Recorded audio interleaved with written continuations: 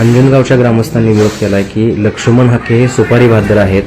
छत्रपती शिवाजी महाराजांच्या स्मारकाला विरोध केला तर कपडे काढून मारू. काय सांग? हे बघा, आमचा छत्रपती शिवाजी महाराजांच्या स्मारकाला पुतळ्याला विरोध असल्याचं कुठलंही कारण नाही. आम्ही छत्रपती शिवाजी महाराजांच्या स्वराज्यासाठी जीवाची कुर्बानी करणारी माणसं आहोत. आम्ही ज्यावेळी शिवाजी महाराजांसाठी जीव देत होतो त्यावेळी तुम्ही निजामाच्या चाकऱ्या करत होता.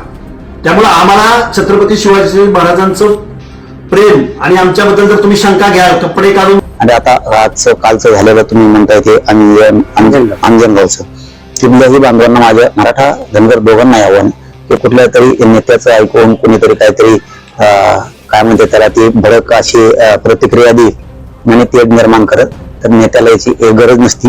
ते हमेशाच इकडे तिकडे पळत असते, बोंबलं तर त्याला ती सवयच असते.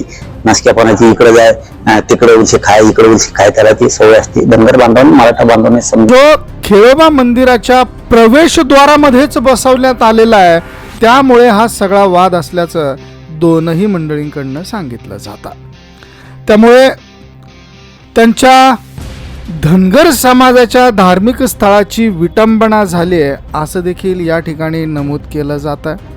त्यामुळे धनगर समाजाच्या धार्मिक स्थळाची ही विटंबना म्हणजेच आमच्या आत्मसन्मानाची विटंबना असं यावेळेस समाजाच्या काही मंडळींकडनं त्याचबरोबर लक्ष्मण हाके यांच्याकडनं महत्त्वाचं निदर्शन नोंदवण्यात येत आहे. तर जागेची निवड ही कशी झाली, कोणी केली, कशामुळे केली